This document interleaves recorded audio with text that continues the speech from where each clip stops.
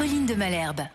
Bonjour Romain Gisolme. Bonjour. Merci d'être avec nous sur RMC, 6h46 ce matin. Vous êtes directeur de l'association des directeurs au service des personnes âgées. Bref, vous êtes le responsable de tous ceux qui dirigent des EHPAD. Situation dans les EHPAD qui est de plus en plus criante de difficultés. Olivier Véran, le ministre de la Santé, a demandé hier du renfort dans les EHPAD. D'abord, est-ce que vous partagez cet appel ?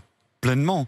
Il y a 2 ans, à l'occasion de grèves avec l'ensemble des syndicats, et l'ADEPA avait pris la responsabilité de s'associer à cette grève en 2018. Nous avions dit que le secteur arrivait à un point de rupture. Aujourd'hui, nous sommes à ce point de rupture et effectivement, nous avons les plus grandes difficultés non seulement à recruter, ce qui était déjà le cas dans un secteur qui est notoirement en sous-effectif, mais maintenant, nous commençons à avoir des difficultés à retenir les personnes qui travaillent dans le secteur, aussi bien en établissement qu'en service à domicile, je tiens à le souligner. Grand absentéisme, difficultés effectivement face au recrutement. Louis, quelle est la situation ? L'absentéisme qui avait atteint jusqu'à 60% entre les arrêts maladie et les démissions au printemps. 35 000 volontaires étaient alors, on s'en souvient, venus renforcer les EHPAD. Mais la crise sanitaire n'a fait qu'aggraver une situation préexistante. En 2018 déjà, un rapport de la direction de la recherche et des statistiques montrait que 50% des établissements privés et près de 40% des établissements publics rencontraient des difficultés de recrutement.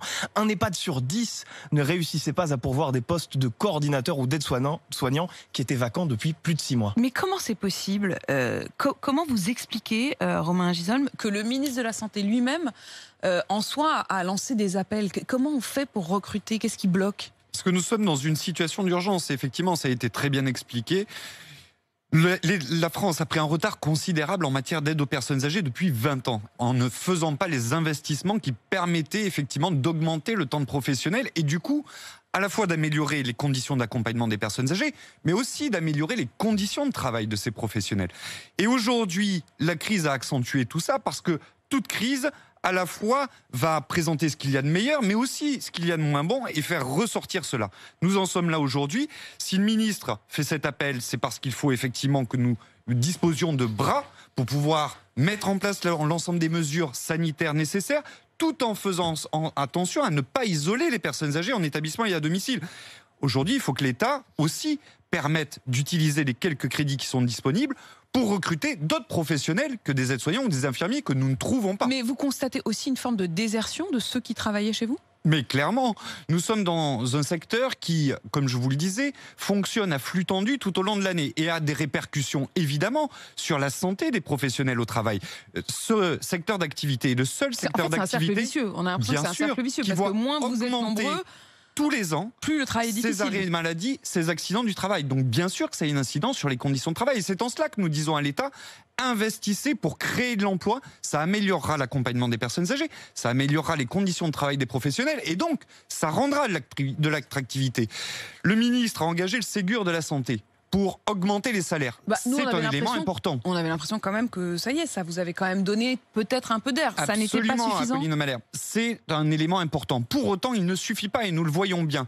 Ce qu'il faut, c'est agir sur 3 points. 1, le Ségur. Commencer à revaloriser les salaires, c'est un élément essentiel. 2, il faut également redonner du sens à ces métiers. Ça, c'est le projet de la grande loi pour effectivement faire en sorte que ce secteur soit plus attractif parce qu'il donnera plus de sens aux personnes qui viendront travailler en établissement à domicile. 3, il faut agir sur les effectifs. Ça, c'est l'urgence. Si l'État permet que les établissements, les services à domicile disposent de budgets supplémentaires pour notamment recruter des gens qui sont aujourd'hui à temps partiel. Je pense à des psychologues, à des animateurs, à des psychomotriciens qui sont à temps partiel. Si demain, nous pouvons leur proposer des temps pleins, nous les recrutons, ils signent et ça permettra de commencer à améliorer les conditions de travail. Concrètement, est-ce que vous avez chiffré les demandes de ce secteur ? Mais clairement, tous les rapports le montrent depuis 20 ans, à commencer par ceux de l'État. Je vous rappelle que l'État lui-même, en 2006, indiquait qu'il faudrait passer de 6 professionnels pour 10 personnes à accompagner à 8, voire 10 professionnels pour 10 personnes à accompagner à horizon 2012. Aujourd'hui, en 2020, nous en sommes toujours à 6 professionnels pour 10 personnes accompagnées. Et donc, 2012. C'est quasiment le double de professionnels qu'il faudrait engager. Un dernier mot, est-ce que la situation aujourd'hui vous paraît sur le plan pour le coup de l'épidémie contrôlée ou est-ce que vous sentez venir le même désastre qu'en mars ? D'un point de vue, nous sommes mieux préparés. Pour ce qui concerne les masques, l'État a agi. Il faut qu'il continue à faire en sorte que les professionnels en établissement à domicile en disposent.